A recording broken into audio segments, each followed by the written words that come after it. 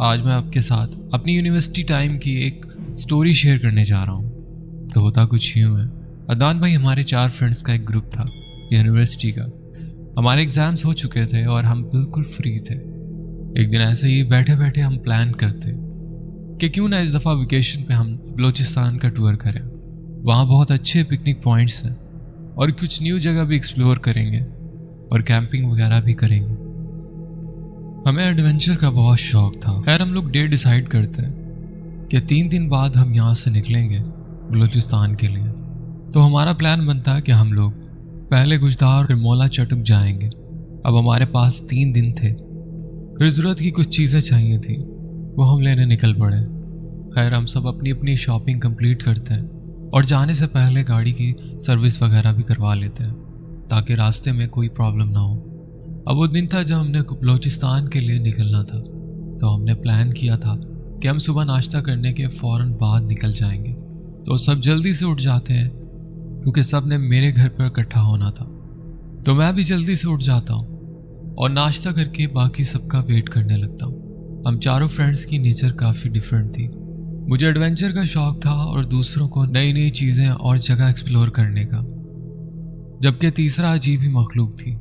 اسے ہر جگہ ہی ہارر سین کریٹ کرنا ہوتا تھا، چاہے وہ جگہ کتنی ہی خوبصورت کیوں نہ ہو۔ اور جو ہمارا چوتھا دوست تھا، اس میں ایک ہی بری عادت تھی، اسے دوسروں کو تنگ کر کے پریشان کر کے مزہ آتا تھا، اور اس کام کے لیے وہ ہر وقت کوئی نہ کوئی الٹی حرکت کرتا رہتا تھا۔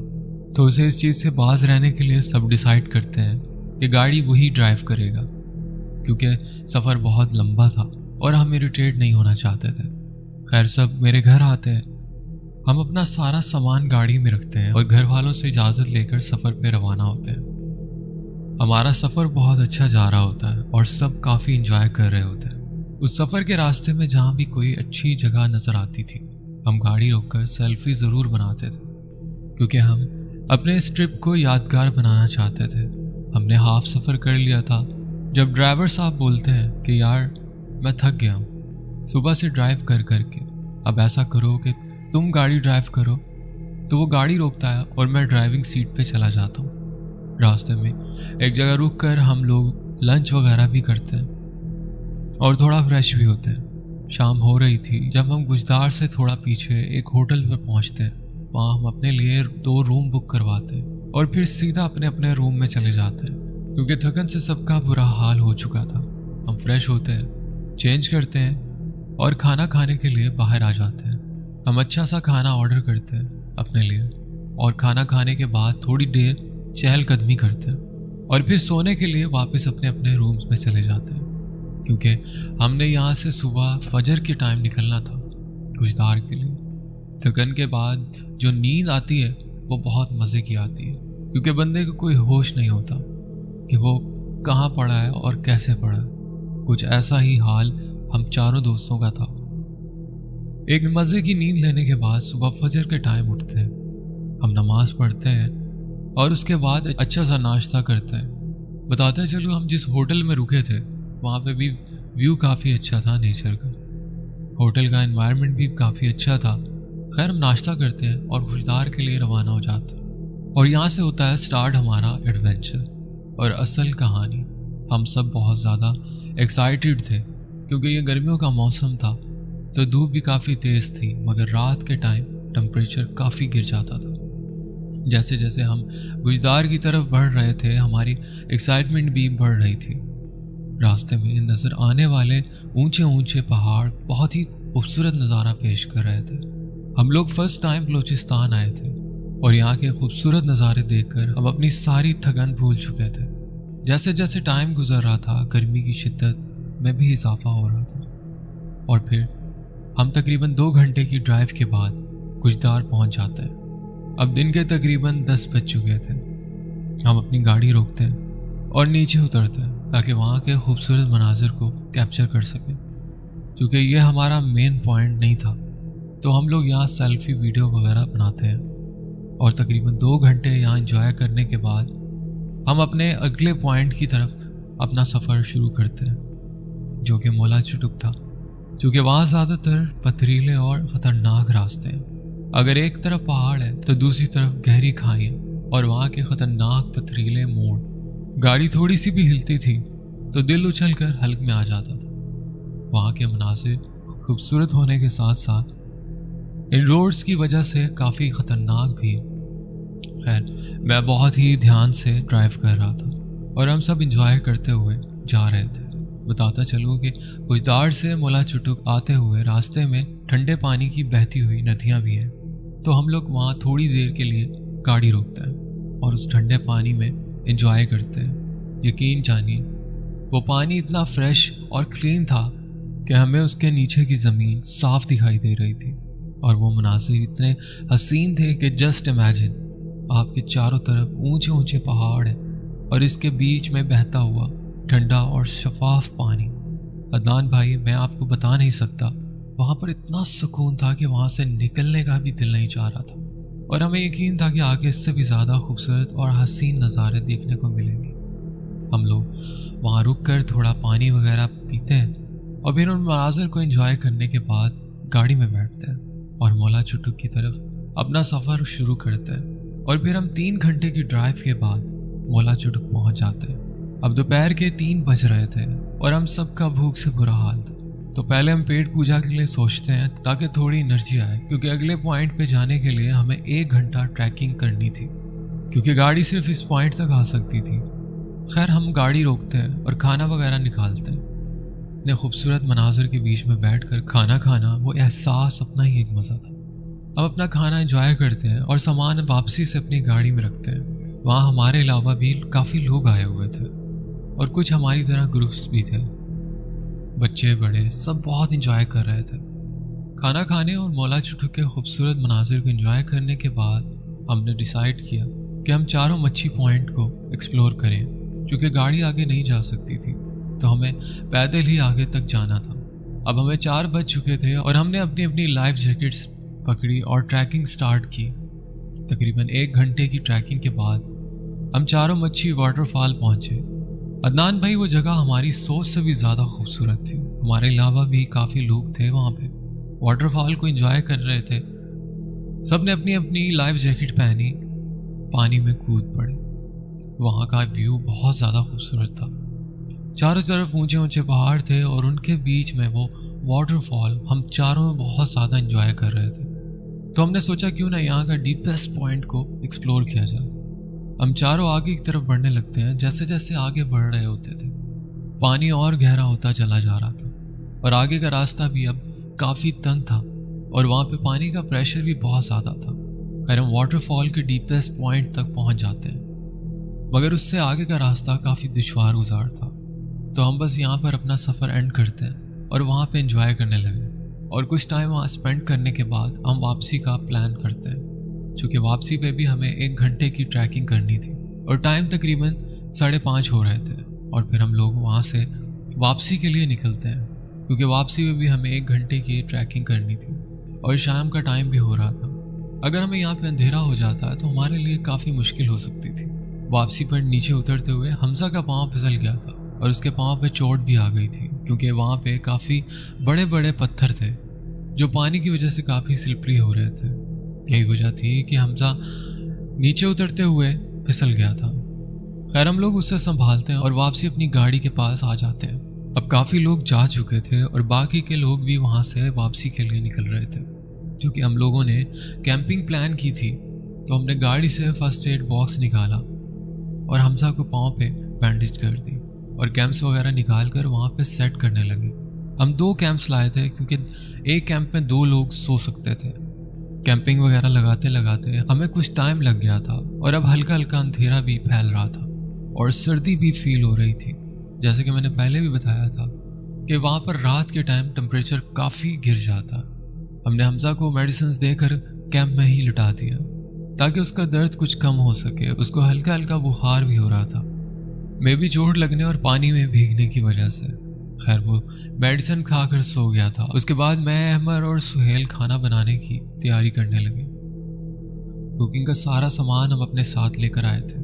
हम गाड़ी से सामान वगैरह निकालते हैं और उधर ही कैंपिंग के पास ही आग जला लेते हैं, क्योंकि अब हमें ठंड भी बहुत लग रही थी। अहमर कुकिंग बहुत ही अच्छी करता था तो खाना बनाने की ड्यूटी हमने उसे सौंप दी थी। मैं और सुहेल बस उसकी हेल्प करवा रहे थे। अब चूंकि रात हो चुकी थी और वहाँ दूर दूर तक कोई आबादी नहीं थी, तो उस जगह पर बिल्कुल ही खामोशी और सन्नाटा था, बट वाटरफॉल के पानी का शोर था। हमने जिस जगह पे कैंपिंग लगाई थी वहाँ चारों तरफ पहाड़ ही थे, जो नज़ारे दिन को बहुत खूबसूरत लग रहे थे, और वहाँ हर तरफ लोग ही लोग थे। अब उसी जगह अजीब सी खामोशी थी। हम चारों के अलावा वहाँ दूर दूर तक कोई नहीं था। हमें भी खाना बना ही रहे थे कि हमजा भी उठ गया, हमारे पास आ गया। उसके पाँव का दर्द तो ठीक था, मगर बुखार अभी भी था। वो भी वहीं आकर हमारे पास बैठ गया। हम चारों खाना भी बना रहे थे और मोबाइल पे सॉन्ग्स प्ले करके सुन रहे थे साथ साथ, और एंजॉय कर रहे थे। हमने मोबाइल का स्पीकर ऑन कर रखा था कि अचानक सॉन्ग्स बंद हो जाते हैं। ये हमारे साथ वहाँ पे पहली एक्टिविटी थी जिसे हम समझ नहीं पाए। मैं मोबाइल उठाता हूँ और सॉन्ग्स दोबारा प्ले करता हूँ, और थोड़ी देर के बाद सॉन्ग्स फिर से बंद हो जाते हैं। और मैं कहता हूँ कि यार क्या मसला है, सॉन्ग्स क्यों बंद हो रहे हैं। इस बार मुझे थोड़ा अजीब लगता है, मगर मैं इग्नोर कर देता हूँ। हमारा खाना अब रेडी हो चुका था, तो अहमर कहता है कि यार रहने दे, अब ना प्ले कर, बैठ के खाना खाते हैं। तो मोबाइल उधर ही रख देता हूँ और फिर हम चारों खाना खाने लगते हैं। खाना खाने के बाद हम सबको चाय की तलब होने लगी।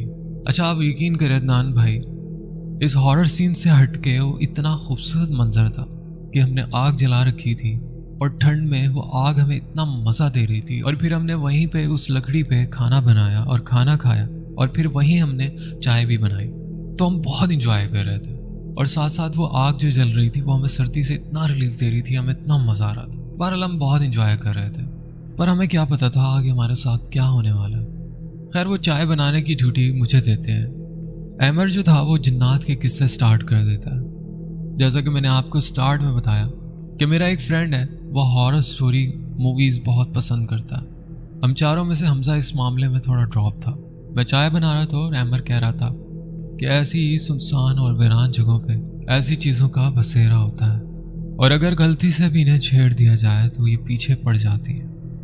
ऐसा मैंने बहुत सी मूवीज़ में देखा है, और अगर ये मखलूक किसी के पीछे पड़ जाए तो उसे जान से भी मार देती है। और मैं भी मजाक में बोलता हूँ कि यार फिर तो इस तरह की मखलूक डरपोक लोगों पर जल्दी हावी हो जाती होगी। और हमारा हमजा तो बहुत ही डरपोक है, तो हमजा गुस्से से कहता है कि यार बकवास नहीं करो, और ऐसी जगहों पे इस तरह की मखलूक का जिक्र नहीं करते। और हम सब चाय पीने लगते हैं और उसकी बात सुनकर हंसने लगते हैं। और इसी बीच में साहिल साहब को शरारत सूझती है, और वो गाड़ी की की को एक बड़े पत्थर पे रख के छोटे से पत्थर के साथ उसे ऊपर से एक हिट लगाता है, जिसकी वजह से की थोड़ी सी मुड़ जाती है। और वो कहता है कि ठीक है, अगर ऐसी कोई चीज़ें होती हैं तो आज रात हम सब यहीं हैं, और हम वापसी भी नहीं जा सकते क्योंकि मैंने की ख़राब कर दी है। और उसकी हरकत देख के हम सब गुस्सा करने लगते हैं उस पर कि यार तुम पागल तो नहीं हो गए, ये क्या हरकत की है। मैं उससे की लेता हूँ और जाकर गाड़ी में लगाता हूँ, मगर की गाड़ी में नहीं लगती है। और मुझे साहिल पे गुस्सा आता है कि ये बच्चों वाली हरकत करने की क्या ज़रूरत थी।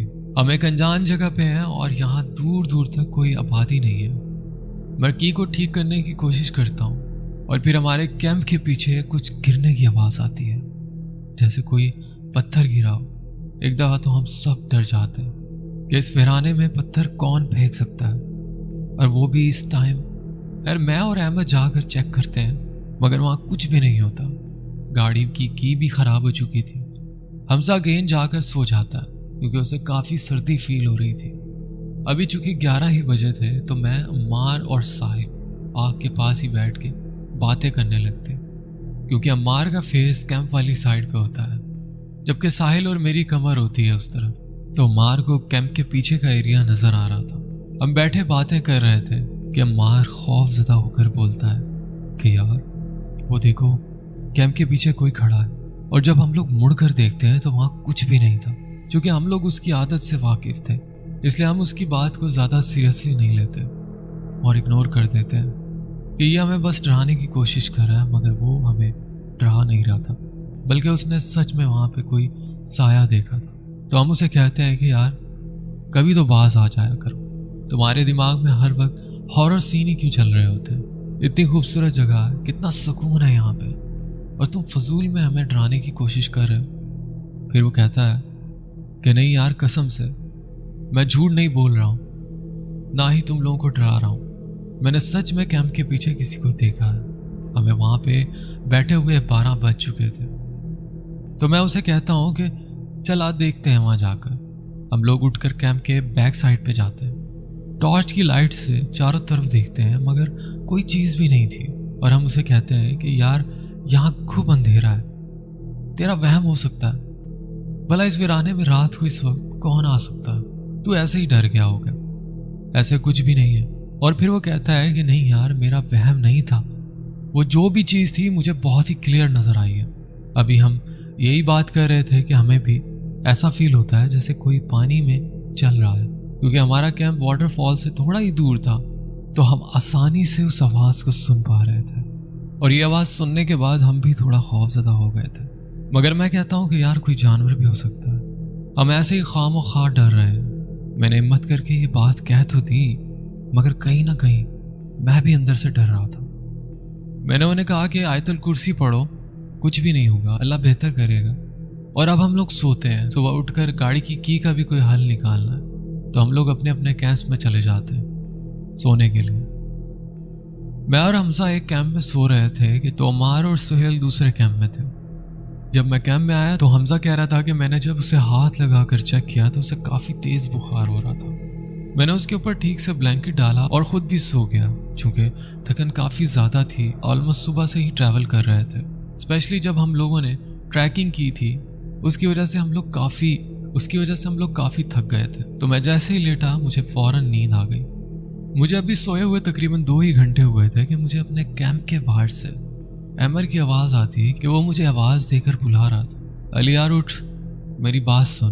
पहले तो मुझे लगा कि शायद मैं नींद में हूँ इसलिए ऐसा लग रहा है, लेकिन जब उसने दूसरी बार आवाज़ दी तो मैं उठकर कैंप से बाहर जाता हूँ, मगर वहाँ कोई नहीं था।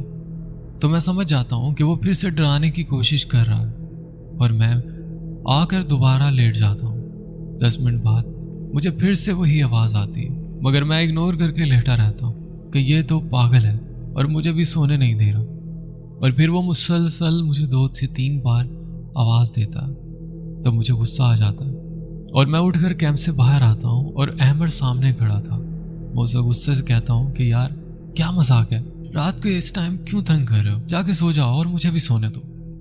तो वो कहने लगता है कि अली यार इमरजेंसी हो गई है, मुझे वॉशरूम जाना है, मगर वहाँ तो दूर दूर तक कहीं वॉशरूम नहीं था।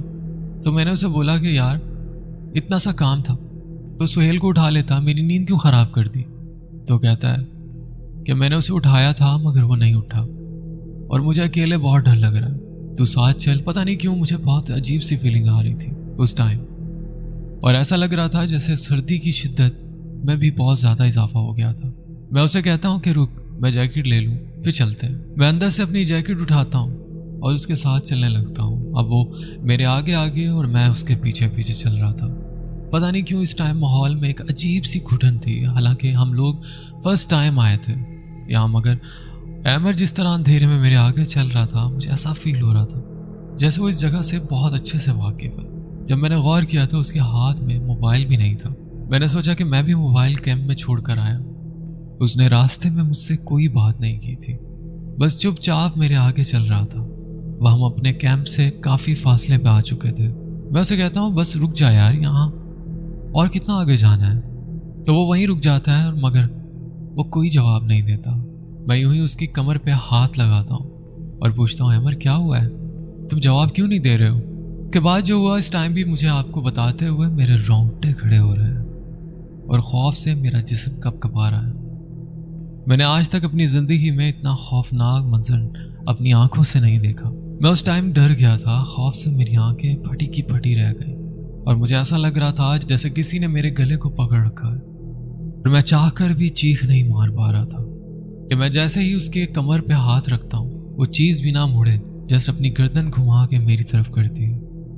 उफ, अदनान भाई, इतना भयानक और खौफनाक चेहरा था उसका कि मैं लफ्ज़ों में बता नहीं सकता। और जैसे ही उसने गर्दन मेरी तरफ घुमाई उसके बाद भी उसका कद भी बढ़ता चला गया। मतलब जिसे मैं अहमद समझकर इतनी दूर उसके साथ आ गया था वो अहमद था ही नहीं। और ये देखकर मेरे होश उड़ गए। मुझे ऐसा लगा जैसे मेरे जिस्म से जान निकल गई हो। उसका चेहरा बुरी तरह से कटा हुआ था, और उसके मुंह से खून आ रहा था। आंखें उसकी बिल्कुल सफ़ेद थी। एक लम्हे के लिए तो मैं अपनी जगह से हिल ही नहीं सका। मेरा दिल इतना तेज धड़क रहा था उस टाइम कि मैं बता नहीं सकता। और इससे पहले कि वो मखलूक मुझे कोई नुकसान पहुंचाती, मैंने ऊंची आवाज़ में आयतल कुर्सी पढ़ना शुरू कर दी और वहाँ से कैंप की तरफ भागा। और फिर मैंने ज़ोर से चिल्लाकर अहमद और सुहेल को आवाज़ दी। कदम इतने भारी हो गए थे उस टाइम कि मुझसे भागा ही नहीं जा रहा था और मुझे अपने पीछे बहुत भयानक कहकों की आवाज़ आ रही थी। मेरे चिल्लाने की आवाज़ सुनकर अहमद और सुहेल उठकर मेरी तरफ भाग के आए थे। हालांकि मैं कैंप से ज़्यादा दूर नहीं था, मगर खौफ से, डर की शिद्दत से वो फासला मुझे बहुत ही ज़्यादा लग रहा था। जब अहमद और सुहेल मेरे पास पहुँचे तो मेरी सांस फूली हुई थी और डर के मारे मुझसे कुछ बोला भी नहीं जा रहा था। उन दोनों ने मुझे संभाला और अपने कैंप में ले गए, मुझे पानी पिलाया और तसल्ली देकर मुझसे पूछने लगे कि क्या हुआ है, तू कैंप के बाहर क्यों गया और चीखा क्यों। उस टाइम भी मेरा पूरा जिस्म कांप रहा था। मैं उन दोनों को सारी बात बताता हूँ, जिसे सुनकर वो दोनों खौफज़दा हो जाते हैं। और अमर बोलता है कि मैंने उस टाइम किसी को देखा था, मगर तुम लोगों ने मेरी बात का यकीन नहीं किया था। कैंप के अंदर बैठे हुए मैं ऐसा फील हो रहा था कि जैसे कोई बाहर चल रहा है। हम ऑलरेडी बहुत ज़्यादा डर चुके थे। तो मैं उनसे कहता हूँ कि यार हम चारों एक ही कैंप के अंदर रहते हैं, क्योंकि मैंने सुना है कि इस तरह की मखलूक अकेले इंसान पर जल्दी हावी हो जाती है। फिर हमें फ़ौरन से ख्याल आता है कि हमजा कब से अकेला ही लेटा हुआ है कैंप में और मेरा इतना चीखने पर भी वो नहीं उठा। अदनान भाई, बात यहाँ पे ख़त्म नहीं हुई थी, बल्कि इससे भी बड़ी मुसीबत हमारा इंतज़ार कर रही थी। और हमजा का सोचकर हम जल्दी से कैंप में जाते हैं तो हम क्या देखते हैं कि हमजा उठकर बैठा है और अपने दोनों बाजू अपने पाँव के गिर्द लपेटे हुए हैं और बैठकर हिल रहा है, जैसे बच्चे मदरसे में पढ़ते हुए हिलते हैं। और बिल्कुल वैसे ही हम सोचते हैं कि इसकी तबीयत ठीक नहीं थी, हो सकता है इसे सर्दी लग रही हो, इसलिए उठ गया हो। तीनों जल्दी से उसके पास जाते हैं। वो अभी भी मुंह नीचे करके बस हिल रहा होता है। अमर उसके कंधे पर हाथ रख कर पूछता है कि हमजा क्या हुआ है, तबीयत ज़्यादा ख़राब है क्या तुम्हारी। वो हिलना बंद कर देता, अपना मुंह ऊपर करता है। अदनान भाई, उसकी आंखें बिल्कुल ऊपर हो गई थी, मतलब उसकी आंखों का सिर्फ वाइट वाला हिस्सा नज़र आ रहा था, जबकि ब्लैक वाला हिस्सा बिल्कुल ऊपर चढ़ा हुआ था। और फिर उसने ऊपर देखकर बहुत करीबी से स्माइल दी और फिर हम तीनों उसकी हालत देखकर खौफज़दा हो गए। वो जो भी चीज़ थी उसने उसे पूरी तरह पोजेस कर लिया था। और फिर वो एकदम से भारी आवाज़ में बोला कि अली, मैं छुपता हूँ, क्या तुम मुझे ढूंढोगे। उफ, उस टाइम खौफ से मेरा दिल फट रहा था। और इससे पहले कि हम तीनों समझ पाते, वो तेज़ी से कैंप से बाहर निकला और उसने भागना शुरू कर दिया। अब जो लोग बलूचिस्तान जा चुके हैं उन्हें अच्छे से आइडिया है कि उस जगह पर सिर्फ पहाड़ हैं और खुले मैदान हैं। अदनान भाई, हम कैंप से बाहर आते हैं और उसके पीछे जाते हैं। वो ऐसे भाग रहा था जैसे कोई जानवर हो, मीन्स कि वो अपने हाथों के बल पर भी भाग रहा था। हम उसके पीछे भागते भागते कैंप से काफ़ी दूर आ गए थे और फिर एकदम जैसे वो अंधेरे में गायब हो गया। हमारा डर और खौफ से दिल तेज तेज धड़क रहा था और उसके पीछे भागते भागते हमारा सांस भी फूल गया था। मगर अब वो हमें अंधेरे में नज़र नहीं आ रहा था। अब मोबाइल की टॉर्च से उसे देखने लगते हैं। वहाँ चारों तरफ अंधेरा ही अंधेरा था और पिन ड्रॉप साइलेंस, बिल्कुल खामोशी और हूक आलम। रात के इस टाइम वो जगह हमें इतनी भयानक और खौफनाक लग रही थी कि मैं बयान नहीं कर सकता। और फिर उस अंधेरे में हमें एक साइड पे बहुत ही खौफनाक हंसी सुनाई देती है और हम तीनों उस तरफ भागते हैं। थोड़ा आगे जाते हैं तो हमजा एक पत्थर पे उसी तरह बैठा हिल रहा था। हम मोबाइल की टॉर्च उसके मुंह पे मारते हैं तो वो अपना मुंह ऊपर करके हमारी तरफ देखता है और हंसने लगता है। और ज़ोर ज़ोर से हम तीनों ऊंची ऊंची आयतल कुर्सी और कुरान पाक पढ़ने लगते हैं। हम जैसे जैसे कुरानी आयत पढ़ रहे थे, हमजा की कंडीशन ख़राब होने लगती है और बस यही मौका था कि हम उसे काबू कर सकते हैं। और हम तीनों जल्दी से आगे बढ़ते हैं और उसे पकड़ लेते हैं। लेकिन उस टाइम वो इतना ज़ोर में था कि हमसे संभाला नहीं जा रहा था और हम कुछ ना कुछ पढ़ के उस पर फूंक रहे थे। क्योंकि मैंने उसे हाथों से पकड़ा हुआ था तो वो अजीब सी लैंग्वेज में कुछ बड़बड़ा रहा था और हम बड़ी मुश्किल से काबू करके उसे कैंप तक लाते हैं। और शायद हमारे पढ़ने की वजह से उसकी कंडीशन बहुत ज़्यादा ख़राब हो जाती है। अमर मुझे कहता है कि यार किसी को कॉल करके बुलाते हैं हेल्प के लिए। लेकिन वहाँ हमारे जानने वाला कोई भी नहीं था। तो मैं कहता हूँ मेरे एक अंकल हैं, उनके कुछ जानने वाले हैं इस इलाके में, तो उन्हें कॉल करने के लिए जैसे ही मोबाइल देखता हूँ तो मोबाइल में नेटवर्क ही नहीं था। हालांकि जब हम लोग वहाँ आए थे उस टाइम पर नेटवर्क काम कर रहा था। मैं अमर से कहता हूँ कि यार तुम लोग अपना अपना मोबाइल चेक करो, नेटवर्क आ रहे हैं क्या। तो जब वो लोग मोबाइल देखते हैं तो उनके मोबाइल में भी नेटवर्क नहीं था। ऐसा कैसे पॉसिबल था। मुझे अच्छे से याद था कि सोने से पहले मैं इंस्टाग्राम यूज़ कर रहा था और इस बीच हमजा फिर से बेकाबू होने लगा। तो मैंने सुहेल और अहमर को कहा कि तुम लोग इसे संभालो, मैं गाड़ी में से यासीन ले आता हूँ। बताता चलूँ, मैं सफ़र पे जाते हुए अपने साथ छोटी सी यासीन ज़रूर कैरी करता था।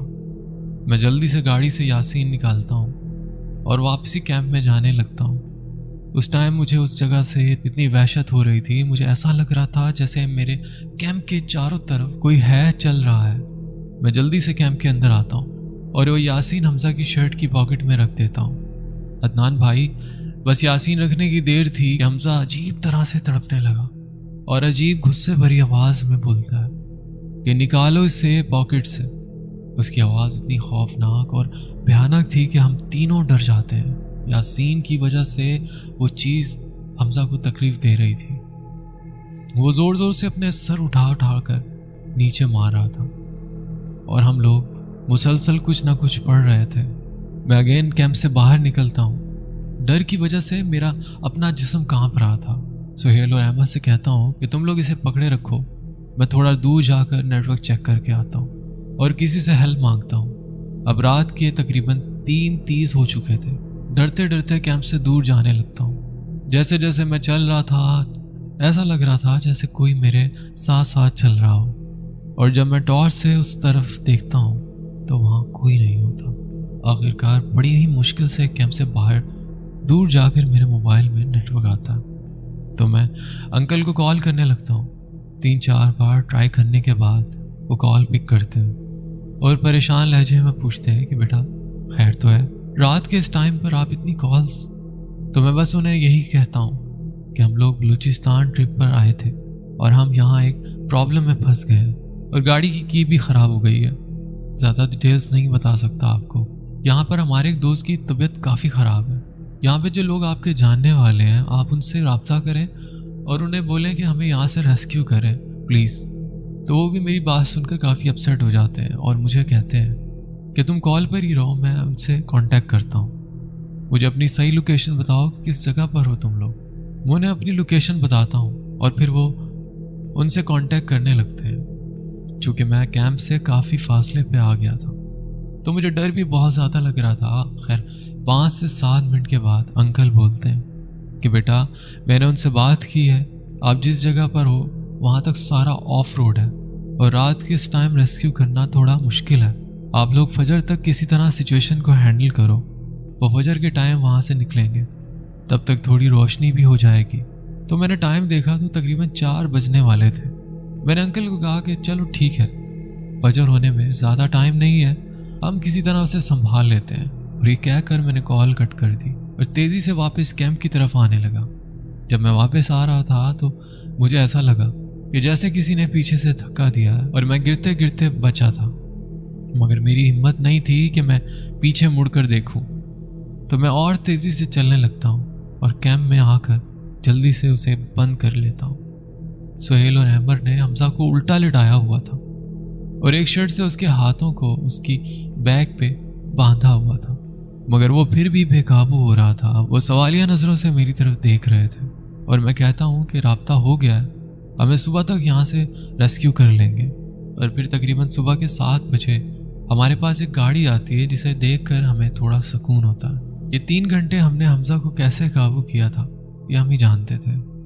उस गाड़ी में 2 लोग थे, एक ड्राइवर दूसरा की मेकर। मैं अहमर और सुहेल को कहता हूँ कि तुम लोग हमजा को लेकर निकलो, मैं सारा सामान पिक करके गाड़ी स्टार्ट करवा के आता हूँ। ड्राइवर हमजा की हालत देखकर बोलता है कि हमारा एक जानने वाला है जो कि इन चीज़ों की नॉलेज रखता है, हम इसे उसके पास ले जाते हैं। पहले तो हम लोग हमजा को उस गाड़ी में बिठाते हैं और मैं उन्हें वहाँ से जाने का बोलता हूँ। मुझे सामान वगैरह समेटते हुए आधा पौना घंटा लग जाता, तब तक वो की मेकर उस की को बना रहा होता है और फिर मैं अपनी गाड़ी लेकर वहाँ से निकल पड़ता हूँ। मैं रास्ते में उन लोगों से कांटेक्ट करता हूँ और पूछता हूँ कि वो लोग किस जगह पर हैं। तो वो मुझे अपनी लोकेशन सेंड करते हैं और मैं भी वहीं पहुँच जाता हूँ जहाँ वो हमज़ा को लेकर एक आमिल के पास गए हुए होते हैं। वो हमज़ा पे पढ़ाई कर रहा था। उसने बताया कि इस पे एक जिन काबिज़ है और अगर इसको जल्दी जल्दी से जिस्म से ना निकाला गया तो इसकी जान भी जा सकती है। आप लोग इसे किसी साहिब इल्म के पास ले जाएं। मैं बस इतना कर सकता हूँ कि एक तावीज़ बना के दे सकता हूँ जिससे ये काबू में रहेगा। तो वो आमिल हमें एक तावीज़ देता है जो हम उसके गले में डाल देते हैं। हम लोगों का शुक्रिया अदा करते हैं और हमज़ा को लेकर वापसी कराची के लिए निकल पड़ते हैं। रास्ते में हमज़ा काफ़ी बार कहता है कि इसे मेरे गले से निकालो, मुझे तकलीफ़ हो रही है, मगर उस आलिम ने सख्ती से मना किया था कि कुछ भी हो जाए तावीज़ नहीं निकालना। शाम हो रही थी जब हम लोग कराची पहुँचे। हमज़ा की हालत ऐसी थी कि वो बस घुनूदगी में था। कराची पहुंचकर हम उसके घर वालों से कांटेक्ट करते हैं और उन्हें सारी सूरत हाल बताते हैं, जिसे सुनकर वो काफ़ी परेशान हो जाते हैं। हम सीधा हमज़ा के घर जाते हैं और जहाँ पर सब परेशान खड़े थे उसे गाड़ी से निकाल कर कमरे में लिटाते हैं और तफसील से सारी बात उसके घर वालों को बताते हैं। उसकी मम्मा बहुत अपसेट थी और काफ़ी रो रही थी। उसकी हालत देखकर हम उन्हें तसल्ली देते हैं और कहते हैं कि आप सुबह ही इसे किसी साहिब इल्म के पास ले जाएं। जब तक ये तावीज़ के गले में है तब तक ये काबू में रहेगा। आपने किसी भी सूरत में गले से इसे नहीं निकालना। और ये कहकर हम सब वहाँ से निकलते हैं। मैं साहिल और अहमद को उनके घर ड्रॉप करता हूँ और अपने घर आ जाता हूँ। घर वाले मुझे देखकर काफ़ी हैरान होते हैं, तो मैं उन्हें सारी बात बताता हूँ कि हमारे साथ क्या मामलात हुए हैं, क्योंकि मैंने अंकल को मना कर दिया था कि वो घर में कुछ ना बताएं, सब ऐसे ही परेशान हो जाएंगे। मैं सिचुएशन के बाद बहुत ज़्यादा थक गया था। मैं मम्मा को खाने का बोलकर सीधा अपने रूम में चला जाता हूँ। शावर लेकर चेंज करता हूँ और फिर खाना खा के भाई के साथ रूम में उसके साथ सो जाता हूँ, क्योंकि डर और खौफ से मुझे अकेले नींद नहीं आ रही थी। अगले दिन हमज़ा के घर कॉल की कि उसकी तबीयत का पूछता हूँ, तो पता चलता है कि वो उसी किसी पीर के पास ले गए हैं। और फिर मैं शाम को उनके घर जाता हूँ तो आंटी ने बताया कि पीर साहब ने हमज़ा पे कुछ पढ़ाई वगैरह की है और कुछ तावीज़ दिए हैं, उसे पिलाने भी हैं और उसके गले में भी डालने हैं। और 1 मंथ तक हर जुम्मे की रात को उसे उस पीर साहब के पास लेकर जाना है। बताता चलूँ कि वो एक गैर मुस्लिम जिन था जिसने हमज़ा को पोजेस किया हुआ था। 1 मंथ के बाद उसकी हालत बेहतर होने लगी, लेकिन अभी भी कभी कभी उसे ये चीज़ें फील होती हैं, स्पेशली जब अंधेरा हो या वो अकेला हो। लेकिन अब वो उस पर हावी नहीं हो सकती, क्योंकि एक तावीज़ हमेशा उसके गले में रहता है। तो ये थी हमारी एक स्टोरी जो हमारे साथ ये वाक़या गुजरा था। उम्मीद करता हूँ आपको और आपकी ऑडियंस को लाजमी पसंद आएगा। तो बहुत बहुत शुक्रिया, आपने अपनी स्टोरी हमसे शेयर की। दोस्तों, उम्मीद करता हूँ कि स्टोरी आपको अच्छी लगी होगी। अगर स्टोरी अच्छी लगी हो तो वीडियो को लाइक करना ना भूलेगा। और अगर आप मेरे चैनल पर नए हैं तो चैनल को सब्सक्राइब कर लें, बेल आइकन को प्रेस करके ऑल का नोटिफिकेशन ऑन कर लें। तब तक के लिए अपना बहुत ख्याल रखिएगा, तो हमें याद रखिएगा। मुझे दे इजाज़त, मिलते हैं किसी और इंटरेस्टिंग स्टोरी में। अल्लाह हाफ़िज़।